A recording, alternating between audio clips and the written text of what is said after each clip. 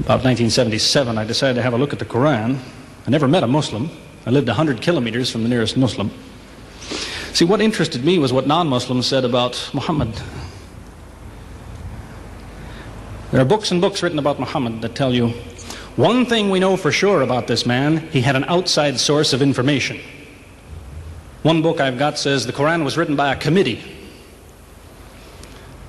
because they've established so well that there's information in there that an Arabian shouldn't have known. He must have had someone from the outside bringing him this information.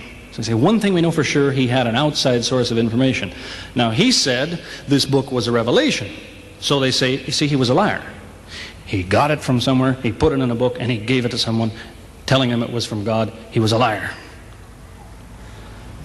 Other people write books and books on the subject of Muhammad, and they say, one thing we know for sure, he thought he was a prophet. He was crazy. Because they look at his life very carefully, and they see episodes like, for example, when he hid in the cave with Abu Bakr. He was running from the whole city who wanted to kill him, and he hid in the cave, and when the Meccans came running up to the cave to kill them, what did he say to his friend? Did he tell him, see if you can find a back way out of the cave? What he told his friend was, relax. He was telling him, I see what you see, but he said, God is with us. God will save us. So people on that basis, they say, you see, he thought he was a prophet. He thought God was with him because he said things like that. He wasn't a liar. They never seem to realize that one man can't be both. So you can't be a liar and a crazy man at the same time. If you think that an angel gives the words of God in your ear, and somebody says, I have a question for you, what does God tell you about this thing? I want to hear an answer tomorrow. If you're a crazy man, if you think an angel whispers in your ear, then you don't sit up that night thinking, what will I tell him tomorrow? What can I find? Who knows the answer? You're crazy. You think the angel will tell you the answer. You don't go and look it up somewhere. You see, you can't be a liar and a crazy man at the same time. You can be one or the other, or neither, but you can't be both. You see, I read two non-Muslim biographies of Muhammad. One was by Rodenson, who's an atheist, who hated the man. But many interesting things come up about his life that I had to wonder about.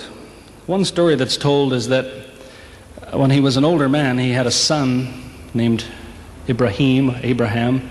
The son died when the child was 2 years old. The same day the boy died, there was an eclipse of the sun. The sky went dark.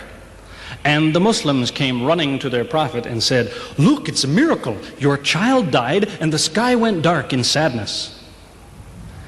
It occurred to me, see, if he was a crazy man, he'd probably believe what they said. He'd probably think, yes, it's a miracle. My child died, the sky is dark. Yes, it's a miracle. If he was a crazy man.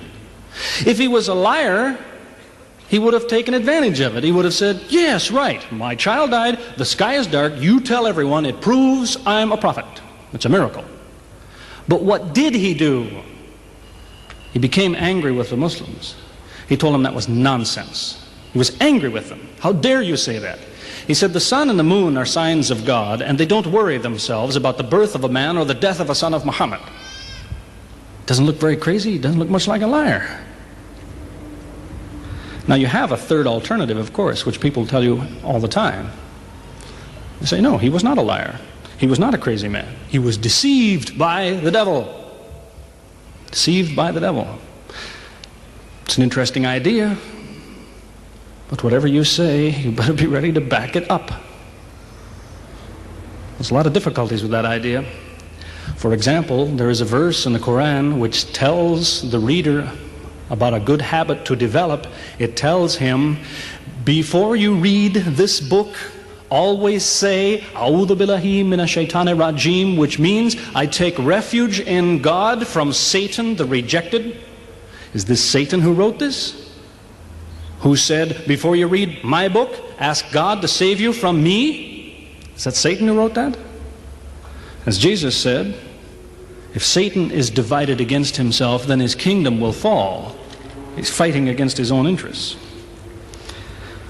So let me finish with a story that illustrates a point. As I said, there's many theories and many explanations around, many explanations. But an explanation, something somebody tells you, is just so much air coming out of his mouth unless he has proof and unless he offers you something that you can use to falsify it.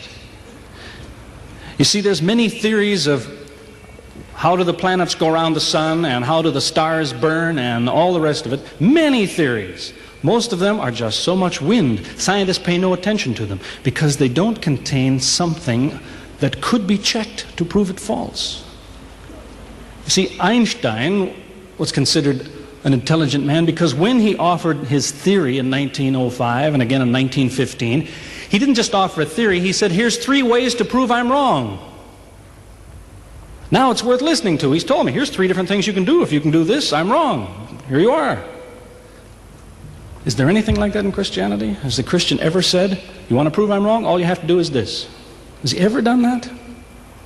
The Quran is filled with that kind of thing, filled with it. Saying, you want to prove this book is wrong? Do this. Prove it. Go ahead. Do it. Filled with that kind of thing.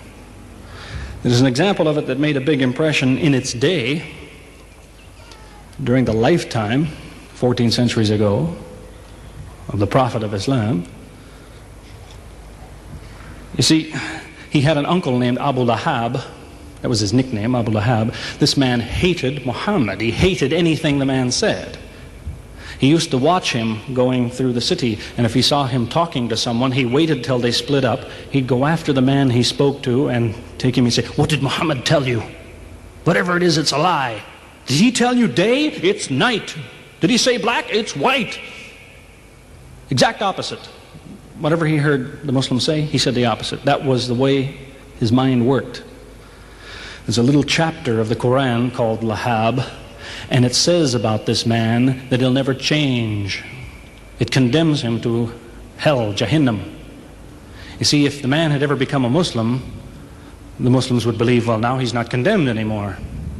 You see, for 10 years before Abu Lahab died, that was a part of the Quran. And the Muslims could come to Abu Lahab and say, do you know, it's been revealed to us in our book that you will never be a Muslim. God says you will never be a Muslim. For 10 years they told him that. All he had to do was say, well, your book is wrong. I want to be a Muslim. What do you think of your book now? That's all he had to do. He had 10 years to think about it. And that's the way he was. See, if somebody is your enemy, you don't come to him and say, you want to prove I'm wrong? Here, say this. Come on, say it. If all you have to do is say the words and I'm wrong, you finish me. He never did it. See, this is one of many cases of something that was offered that could have been falsifiable.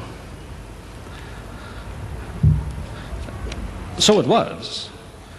As I say, in 1978, after, how long would that be? 15 years of arguing with the church authorities, one place or another, I got the idea. I'm going to argue with some other people. I'm going to read the Quran, see how much of it is any good, pick out the true, pick out the false. Thought it'll take a few years, it'll take some serious study and so on. I read through it. About 3 days later, I finished it. I said, this is what I've been saying for 15 years. So I went to find some Muslims. I don't want somebody to feel you've been tricked into something. I haven't said anything about Christianity that isn't true. I haven't said anything about Islam that isn't true, unless it was a slip of the tongue or something. I'm simply trying to remind an individual, don't close your mind before it's too late.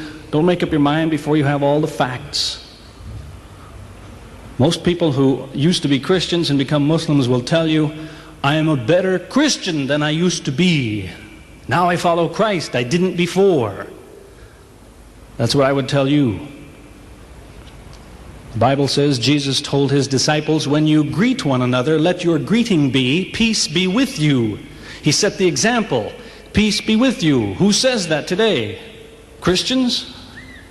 Once in a great while, maybe. Muslims, whether they speak Arabic or not, they say, Salaam alaikum. Peace be with you. Jesus, when he prayed in the Garden of Gethsemane, put his forehead on the ground. Who prays like that? Christians or Muslims? Jesus used to fast for more than a month at a time. Who fasts today? Christians or Muslims? who really is trying to imitate Jesus. Somebody said to me before coming in here, they said, the Muslims make Jesus out, they insult him and so on and so on. How, possibly, do they insult him? They lift him up. Up.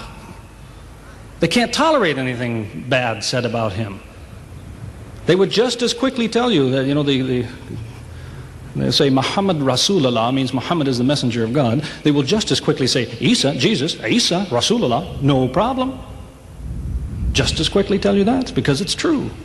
They occupy the same place. If God himself wants to make distinctions among his prophets, that's his business, not ours. Treat them all with the same amount of respect. May God guide us always closer to the truth.